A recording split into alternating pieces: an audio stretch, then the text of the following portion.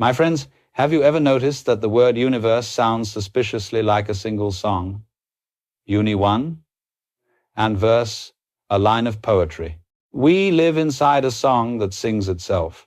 And yet, most of us have forgotten that we are the melody, not merely the listeners. Lately, people have begun to whisper something extraordinary, perhaps even unsettling. They say, what if this is all a simulation? As if reality was some grand computer program, as if you and I were characters in an elegant digital dream. And while the scientists and philosophers scratch their heads about whether that could possibly be true, I can't help but smile.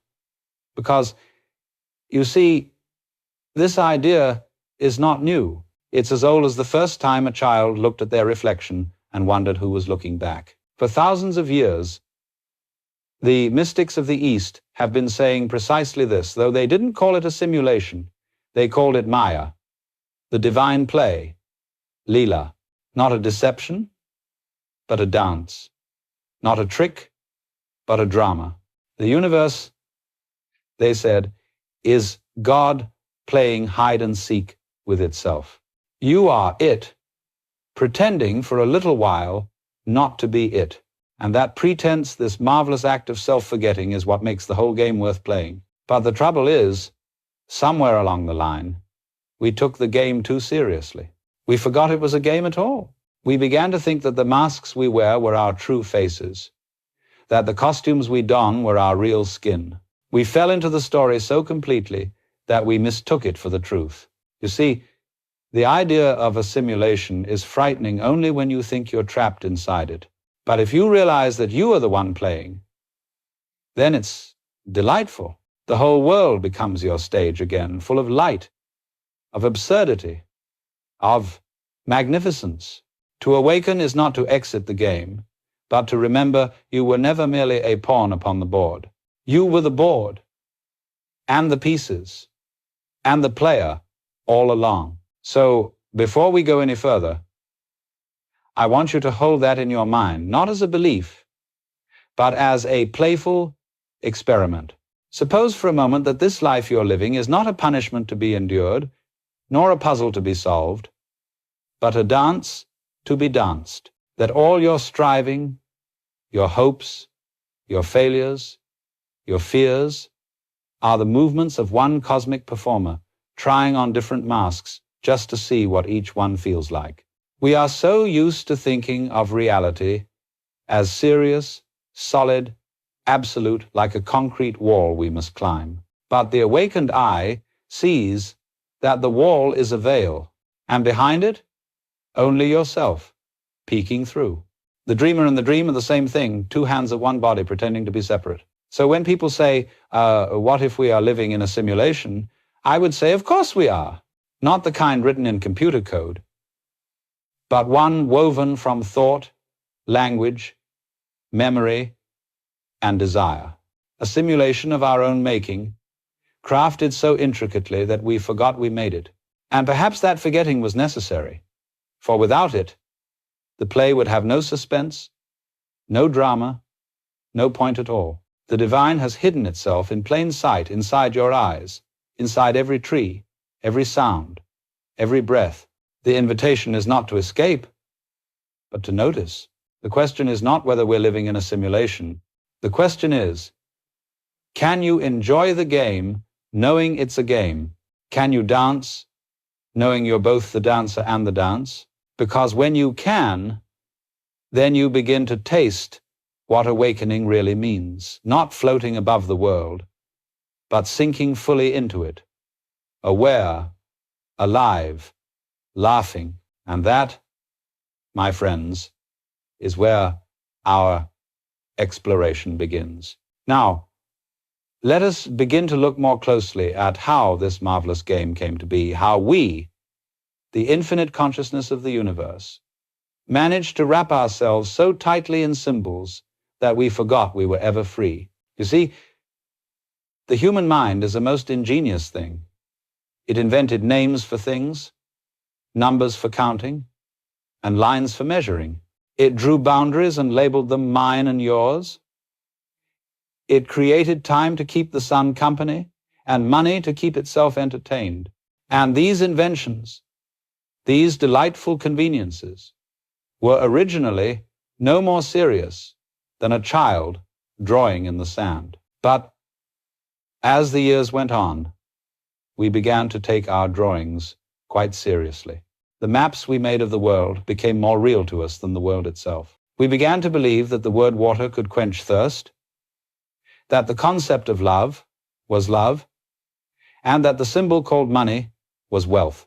And that, my friends, is when the game became a dream. For when you mistake the menu for the meal, you will go hungry and never quite understand why. When you mistake the idea of reality for reality itself, you become a ghost, living in thought, forever chasing the reflections of things instead of the things themselves. It's quite a curious thing. Take money, for instance. Originally, it was a simple way of remembering who owed whom a token, a placeholder. And yet now, the symbol has devoured the reality. We live not for bread, but for the number printed upon a screen, not for shelter, but for the digits that promise it. The shadow has become the substance, and the dance of value has replaced the experience of living. Or consider words. We began to talk about the world, and before long, we were talking instead of seeing it. You say tree and believe you've seen one, but the living, breathing, swaying organism is gone. All that remains is a three-letter noise in your head, a mental photograph fading into abstraction. And then came nations' imaginary lines drawn upon the skin of the earth. We said, this side is ours, that side is yours, as if the air itself respected fences. We invented ownership, which is a very strange concept if you think about it. For who can own the wind or the sea or a mountain that will outlive all our names? Yet we pretend, and the pretense grows thick enough to fight wars over it. But I do not say this to condemn symbols. Oh no, they are beautiful, necessary even. The symbol is the instrument by which consciousness plays upon itself. The trouble begins only when the musician forgets that he is holding an instrument at all, when he becomes mesmerized by his own melody and believes the song sings itself. This is the essence of the human predicament. We have fallen in love with our own reflections. We have woven a web of words, numbers, and ideas so dazzling that we mistook the glitter for sunlight. And we live now, for the most part, inside that glittering web, an invisible simulation of our own invention. But the awakened eye sees through the mesh. It looks at the dollar and sees a promise, not a god. It looks at a flag and sees cloth, not destiny. It looks at a title, a role, a profession, and sees a costume in the grand masquerade. And perhaps the awakening begins there in the simple recognition that all these structures are part of the same divine game. They are tools for play, not prisons for the soul. To see this is not to reject the world, but to delight in it, to use the tools, but no longer be used by them. So the question arises, if our lives are woven from symbols that became real, what happens when we see through the spell? Do we lose the world? Or do we finally meet it face to face, raw, unmediated, radiant? Because that is the moment when the game becomes transparent again, when the map is seen as map, and the living world bursts through the lines. Then the player remembers the play, the dreamer remembers the dream, and the universe wakes up as you. Now let's turn to one of our most fascinating inventions, one that glitters brighter than any other symbol we've created, the game of money. You see, money is perhaps the finest trick consciousness ever played upon itself. It began innocently enough. Long ago, we bartered apples for bread, cloth for clay, and that was that. But somewhere along the way, someone had the clever idea to invent a symbol that could stand for everything else, a universal placeholder. And so, The first coin clinked into the palm of the first merchant, and the game began. At first, it was harmless, a useful convenience, a way of remembering value, like a musical note marking a sound. But then, as with all symbols, the note became the song. The coin became the thing itself, and before we knew it, the symbol had swallowed the substance. We no longer lived for food, or shelter, or one another. We lived for the token, that shiny promise of satisfaction. We traded hours of life for little slips of paper, and called it security. We believed we could own the future by stacking numbers higher than our neighbors. And yet, beneath all that anxious arithmetic, there still beats the same ancient rhythm: to eat when hungry, to love when moved, to rest when tired. The rhythm of life itself, far older than gold or debt. The irony, of course, is that money has no value at all.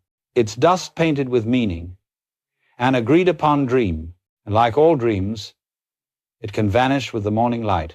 You can't eat it, you can't drink it, you can't breathe it, but you can die for it. That, my friends, is a remarkable piece of theater. I once said that money is a kind of dance, and it truly is. It moves through society like blood through the body, and when it flows, well, the organism thrives.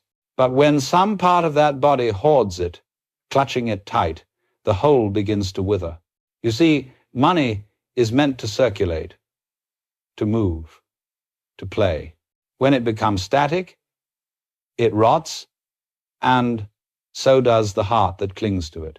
But here's the joke of it all. Those who know it's a game can play it far more beautifully than those who think it's real. If you know you're playing Monopoly, you may still collect the little houses and smile when you pass go, but you don't weep when you land on Park Place. You enjoy the play for what it is, and when it ends, you simply fold the board and have some tea. That's how awakened people play the game of money. They use it as one uses a brush to paint experience, never mistaking the tool for the masterpiece. They can be wealthy or poor without being imprisoned by either, because wealth and poverty are conditions of the same dream, and both dissolve in the light of awareness. But most people are hypnotized. They're like gamblers who've forgotten they're at a casino, chasing the thrill of winning, terrified of losing, without ever asking why they play at all. They believe that if only they could win the game, they'd finally be free. But freedom, you see, isn't at the end of the game. It's the realization that the game was never binding to begin with. To awaken, in this sense, is not to reject money, but to see through it, to recognize it as play, not prison. Then you can work, buy, sell, and trade with the ease of one who knows that every coin is a wave upon the same sea. And when you live like that, a marvelous thing happens. Money loses its power to make you anxious. You find that generosity becomes natural, that trust replaces fear, and that abundance is not a number, but a feeling, the feeling that life itself is already enough. So, as we move onward, remember this: you can play the game, but never let it play you. The pieces are not the players, and the value of life can never be printed, counted, or stored. It can only be lived. Let us now look at another of our most passionate inventions, one that has painted the earth in colors and borders and names: the grand illusion of nations. You see, from the perspective of the clouds, there are no countries. There are only mountains and rivers, deserts and oceans, the skin of one living planet. But human beings, clever as ever, decided to draw lines upon that skin and say, this part is mine and that part is yours, as if the air itself stopped at the border, or the rain cared whose flag it fell upon. At first, it was merely practical, a way to organize, to govern, to manage the affairs of a growing species. But, as always, we took the symbol for the reality. We forgot that these lines were imaginary, and so we began to worship them. We built stories around them, stories of destiny, superiority, divine right, and sacred soil. And then, as stories do, they began to fight each other. We teach our children to salute pieces of cloth, to sing hymns to geometry, to believe that virtue and evil are divided neatly by an invisible fence. And yet, when you look closely, you will find that the soil of one nation is no different from another. It is all the same dust, the same earth, the same cradle, from which every living thing has sprung. The earth itself has no interest in being divided. It does not know America, or China, or France. It knows only rivers carving valleys, wind kissing trees, and tides that rise and fall with the moon. To the planet, our flags are just fluttering leaves, colorful, perhaps, but temporary. But please understand, to see through this illusion is not to scorn nations or despise their cultures. Every play needs its costumes, every dance its pattern. The problem is not that we invented countries, but that we forgot we invented them. When we begin to take the costume as the dancer, the game turns grim. The awakened person can wave a flag, celebrate a festival, and sing the songs of their people, but lightly, with laughter, knowing that all these identities are masks upon the same face. They can love their homeland without hating another's, for they know that the entire earth is their home, and every creature upon it their kin. This is the deeper meaning of awakening, to remember that all boundaries are agreements, and all separations are in truth forms of connection. For a line, you see, can only exist between two things, and in that very betweenness lies unity. The border is not a wall, it is the handshake of opposites. When you realize this, you stop being hypnotized by the drama of division. You begin to see nations as chapters in a single story, not as fortresses in endless war. And then compassion flows naturally, because you recognize yourself on both sides of every border. So, if we must have lines, let them be drawn in the spirit of play, not fear. If we must wave flags, let them remind us not of what separates us, but of the magnificent diversity through which the universe expresses itself.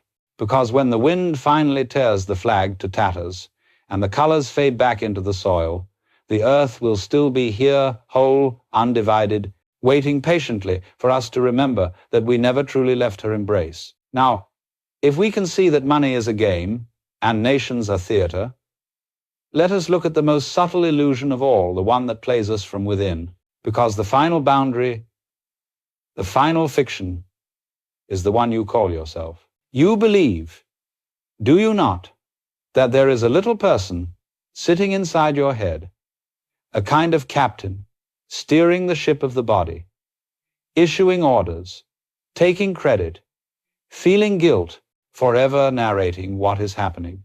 That small voice says, I am doing this. I am thinking that. I am in control. But have you ever caught that voice before it begins to speak? Have you ever found the one who says I? The truth is, there is no such thing. The I is not a controller, but a commentary.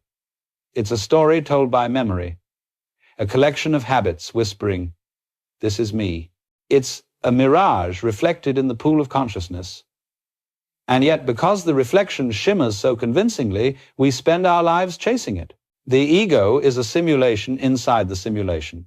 It is the mask the universe wears to experience individuality, to feel the thrill of I and you, of gain and loss, of success and failure. But like every mask, it conceals and reveals at once. Behind it lies something vast, something still, silent, and unchanging. You can notice it if you grow very quiet. Thoughts come and go, emotions rise and fall, sensations appear and vanish, but there is something that never moves. That which is aware of all movement is itself unmoved. You are not the cloud of thought, you are the sky in which the cloud drifts. And yet, the ego is not an enemy. It's a costume in this divine play, a role consciousness adopts so that it may say, ah, how marvelous to forget and remember myself again. Without it, there would be no story, no drama, no laughter.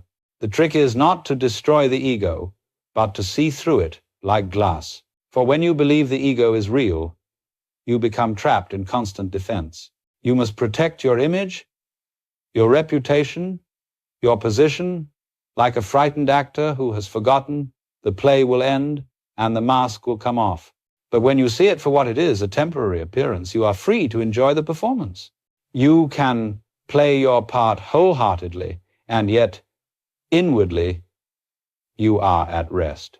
It's a strange paradox. When you stop taking the self so seriously, life becomes more personal, not less. You feel intimacy with everything because the walls have dissolved. When there's no fixed you, there's no fixed other either, only this shimmering dance of experience happening all by itself. And that is the secret of the awakened person. They no longer seek to control the world because they no longer feel apart from it.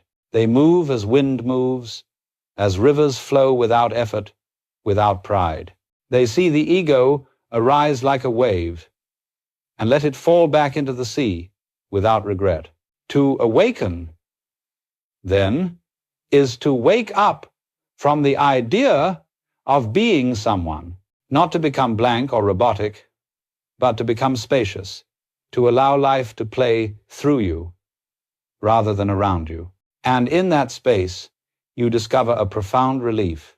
You realize that the burden you've been carrying, this endless need to prove yourself, to become something, to win the game, was never yours to carry at all. The simulation collapses when the dreamer wakes, and the dreamer, of course, was never truly asleep, only pretending, for the joy of pretending. So, look within and see the I you defend so fiercely is nothing but a ripple in the ocean. And to see that clearly is not to lose yourself, it is to find the whole sea. So then, if this grand play of life is a kind of simulation, the question naturally arises, who made it? If reality is a code, who is the coder? If the world is a dream, who is dreaming it? Ah, what a delicious question. Humanity has been asking it since the first spark of awareness flickered in the dark. We've given many names to this cosmic intelligence: God, Brahman, the Source, the Field, the Infinite Mind. But all these names are fingers pointing towards something that cannot be grasped, because you are the very thing you seek. You see, the great joke of the cosmos is that the programmer and the program are not two. The observer and the observed are one and the same event, seen from different sides of the mirror.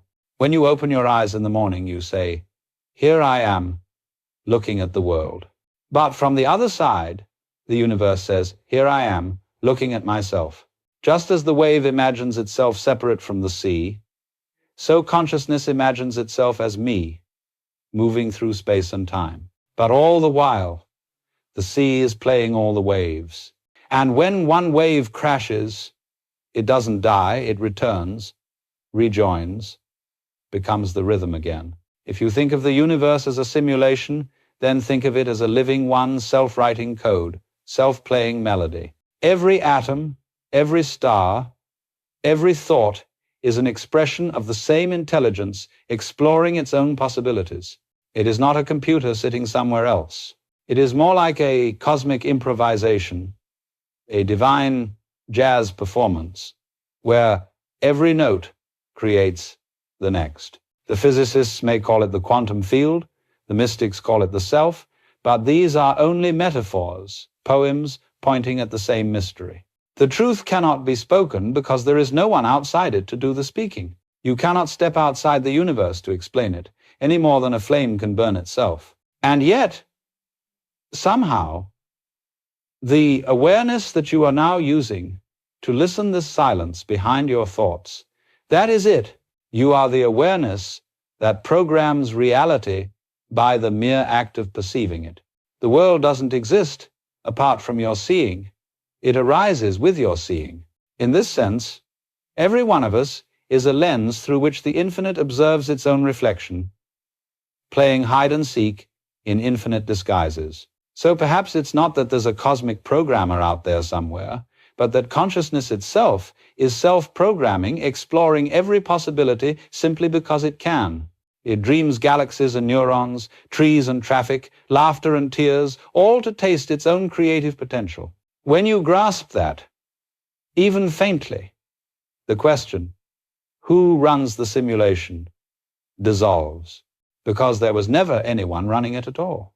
It runs itself, like fire burns or rain falls. And that self-running flow is what you truly are.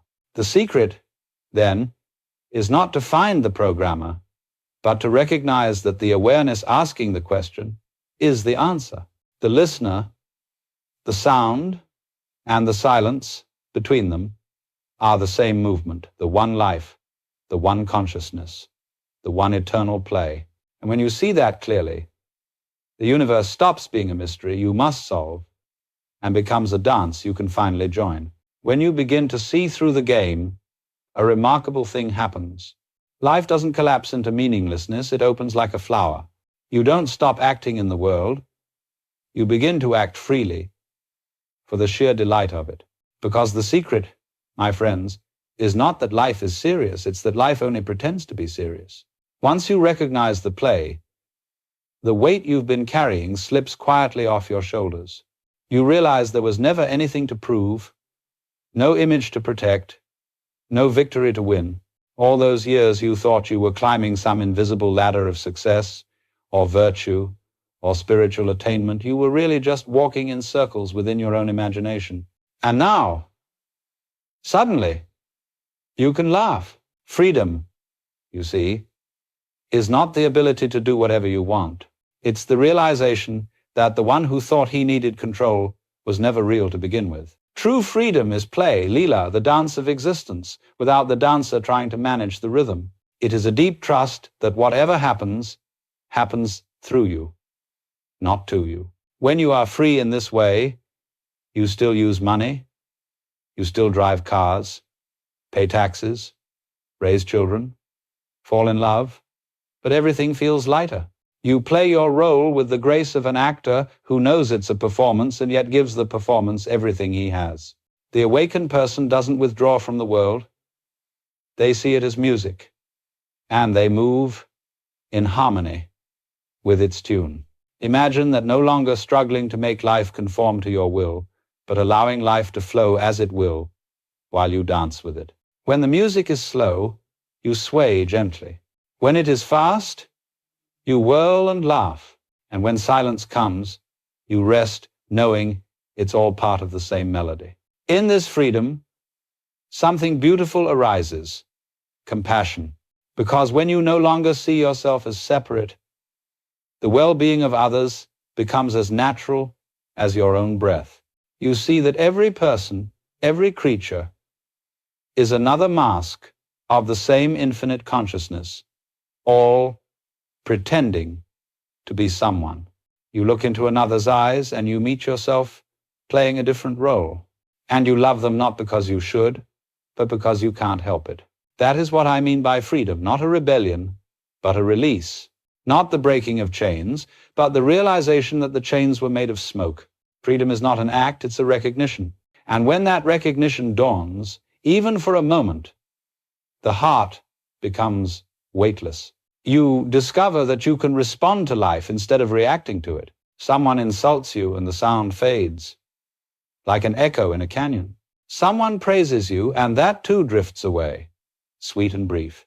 You become transparent, like water, through which life passes unhindered. And this transparency frightens the world that loves to hold on because you can't be manipulated anymore. You can't be bribed by fear or bought by approval. You've stepped off the stage where everyone else is still competing for applause. And instead, you're sitting quietly in the audience, smiling, because you know the whole thing was a play. This is what it means to live awakened, to engage without attachment, to love without possession, to act without anxiety. You become spontaneous, not because you're impulsive, but because you trust the intelligence that moves through you. And when you trust it, life begins to surprise you again like a magician pulling endless colors from an empty sleeve. To see through the simulation, then, is not to escape it, but to enjoy it. You can still play, still build, still dream, but now with the lightness of one who knows the dreams are made of light. You can move through joy and sorrow as a dancer moves through steps, fully, gracefully, without resistance, because when the game is seen for what it is, everything becomes sacred again. Every breath, every mistake, every moment of laughter or loss, all of it is the divine playing, dress up, hiding, and revealing itself in 1,000 forms. And when you understand that, you can finally say, not as a theory, but as a feeling, yes, this is exactly how it was always meant to be. So here we are, my friends, at the end of our little journey, though, in truth, there was never a beginning and never an end. The circle only appears to move when we trace it with our finger. The whole, you see, has been complete from the very start. We began by asking whether life might be a simulation, a grand illusion, a dream spun of light and thought. And now, having wandered through the games of money, of nations, and of self, perhaps you can feel that quiet laughter beneath it all. The laughter of the dreamer who has just realized that he was never trapped inside the dream, he was the dream all along. To awaken, you see, is not to shatter the illusion, but to see it clearly, to recognize the beauty of the play, and to love it even more deeply, because you know it's play. The flower doesn't need to be real in any rigid sense to be beautiful. It only needs to bloom, to exist for this brief, miraculous moment in the infinite garden of time. When you understand this, the fear of loss evaporates. You realize that you cannot hold on to any moment, not love, not youth, not even life itself, but you also realize you don't have to, because everything you ever were and everything you ever will be is already here, dancing, changing, returning. Life and death are not opposites. They are the inhale and exhale of one eternal breath. And so, the awakened person no longer clings to permanence. They live like water, flowing easily into every shape, never grasping, never resisting. When joy comes, they laugh. When sorrow comes, they weep. When silence comes, they rest. All the while, they know that behind every sound, behind every mask, there is that stillness, that awareness, in which everything rises and falls. And perhaps this is what it means to smile as the dreamer smiles, not with triumph, but with wonder. For in that smile there is acceptance. The realization that the world does not need to be fixed to be divine. It only needs to be seen. The trees, the clouds, the people you meet, even the noise of the city, all of it is the one consciousness looking at itself from a billion different eyes. You are not one fragment among many. You are the totality playing at being a fragment for the sheer adventure of rediscovering itself. And when you know that not as an idea, but as the quiet certainty in your bones, you can finally relax. You can let the world be as it is. You can live without clenching, love without holding, and die without fear. Because you realize that you have never been born and will never truly die. You have only been changing masks, changing games, changing songs. So, if you ever find yourself weary from the play, the rush, the striving, the endless race, pause for a moment. Take a breath and notice that everything you've been chasing has always been arising within you. The whole universe, from galaxies to laughter, exists only in this vast awareness that you are. And that, dear friends, is the cosmic joke, the sweetest one of all. You were never merely a player. You were, and are, the entire game pretending to be a person who forgot. And now that you remember, you can go on playing joyfully, consciously, freely, until the curtain falls. And when it does, you'll smile, because you'll know the truth. There never was a curtain, there was only the dreamer, forever dreaming, forever awake,